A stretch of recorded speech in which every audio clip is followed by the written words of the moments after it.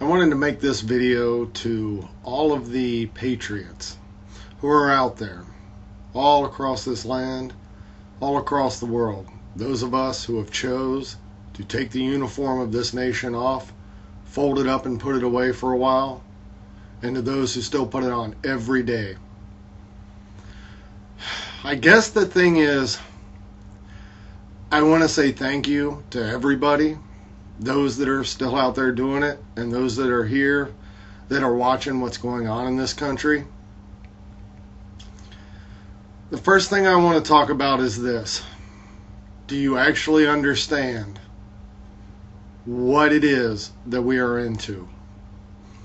As those of you all across the world that are serving to this day, right now, our country is in a state of trouble. If you're deployed overseas, you are going to be coming home to a country that is in trouble. Today, I've seen the news. They talk about such things as North Korea saying they don't want to deal with South Korea. They want to start working on their nuclear program. They want to start launching missiles and figure out how good they can target things. There's a big, huge uproar about a satellite going into space out of Iran.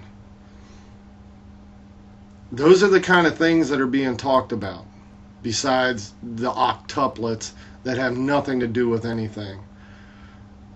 That's what we're dealing with here in America. Patriots here are seeing these things, and you patriots overseas, that when you joined up, that when you chose to wear whatever uniform that you wear, wherever you show up in the line of beans, bullets, and bandages, we salute you. We know that you do what you have to do every day. But I would like to ask this question. For those of you that are serving overseas, and for those of you in the military here in America, is it everything you thought it would be? Is it every bit that you thought it would be? Is it everything that the recruiters told you it would be? You have to ask yourself that. Now tonight, as you stand your duty, as you stand on your post, and you eat that cold MRE for the umpteenth time, you might have a heater packet now. We didn't back in the day. But while you eat that, and you think to yourself, wow, they didn't really talk much about Firewatch.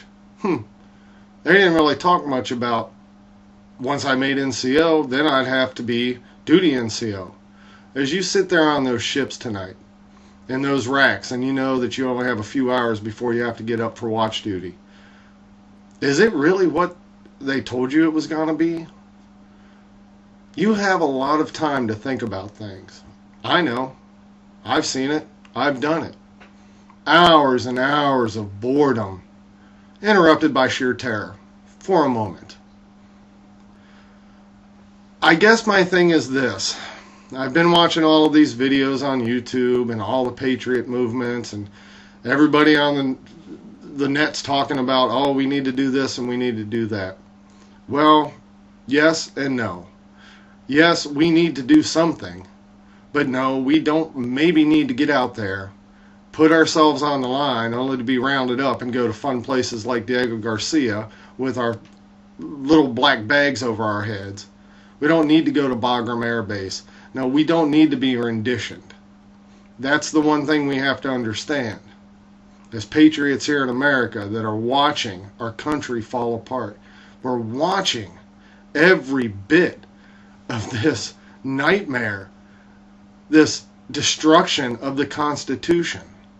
Patriots all around the world, whether in uniform or not, the Constitution is being destroyed. Don't you understand? We never took an oath to defend our president. We never took an oath to defend our CO or our battalion CO. We never took an oath to defend anybody. We took an oath to defend the Constitution. Now, that being said, we did defend the man next to us. We did take care of that person because we all wanted to go home. There's a big difference between having orders that put you in a position to allow you or your brothers to be killed and defending them and doing whatever you have to do, and having orders that you know are going to put you in a position that you're going to have to do things that you don't want to do, that you know aren't right. Here's the problem. While you're out there getting her done, and I know you are, I know you're standing your post, I know you're doing what you're being told to do, remember that we're back here and we're watching this thing fall apart. And as it falls apart, we get more and more nervous about Northcom, about troops being sent home to take care of problems in America. Well, the problem in America isn't the Patriots. The problem in America is that the government has usurped all of the authority out of the Constitution. That's what we are here to protect. That's what gives us our rights. I understand that there are reasons to join, that there were reasons to go, that you thought that it was going to be different. I thought it was going to be different. I had no idea what I was in for. I have a confession to make. I'll tell you how stupid I was. There was a time in my life when I fell out for a formation. We fell out. We were on the battalion grinder there, and we had this CO come out.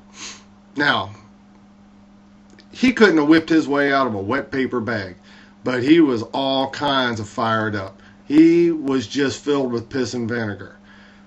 He was telling us about these little babies being thrown out of incubators by the Iraqi army in Kuwait. And I kind of really didn't give a hoot one way or another. I had a rock package in Bridgeport coming up, and I just really didn't want to go up there and get cold again. I didn't really like Bridgeport at all. My hands hurt, my head hurt, every daggum thing hurt up there. So he tells us this big old hooey balooey story about we're going and we're going to go save these Kuwaitis. I had no idea where Kuwait was. That's how stupid I was. I was a warrior. I was doing exactly what they told me to do every day. But I had no idea where half of these places were. So, within a few days, we've got our gear rounded up and we're getting ready to get on planes. That's how fast it happens. We get there. Here's how stupid I was. Once we crossed the line, we went into Kuwait. We went through the oil fields. We encountered the enemy. And the enemy that I knew, as far as I cared about them, they were a bunch of Soviets. Why? Because all of their weaponry was Soviet made. That's all I knew. I'd never seen a Zulu 22-4 in my life, except for on a flashcard so we could identify them. But when those things open up and they're ripping 22mm shells all over your position, and you have to take this piece of armor out, you know it's a Russian-made piece of armor. When BMPs are moving towards you and you hear their wheels, you hear their treads, you feel the ground shake, and they open up and out of the back pours all of the Iraqi troops, all you know is they must be Soviets. They're using all their equipment. Well, here I am many years down the road, and I realized, we paid the Iraqis a bunch of money at one time to fight the Iranians, to start a war. Saddam was one of our best friggin' friends in the world. And all that money that we gave them, our money, taxpayers' money, all of that went to buy armament. And that armament was supplied by our enemy at the time. Well, the Soviets didn't care. Who knows where that came from? Did it come from China? Did it come from Russia?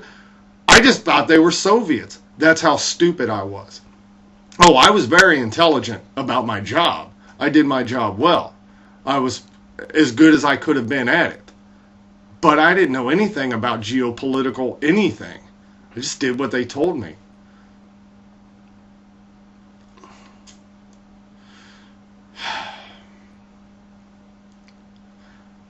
I want you to know that this country that we're in right now is in a lot of trouble.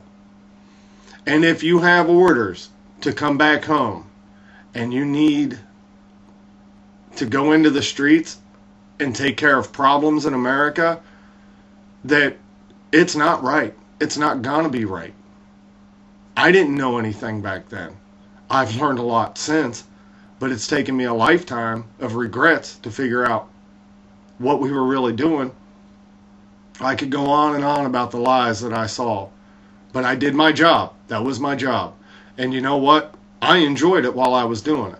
It wasn't until years later that I figured out, wow, that wasn't the best plan for what my country was supposed to be.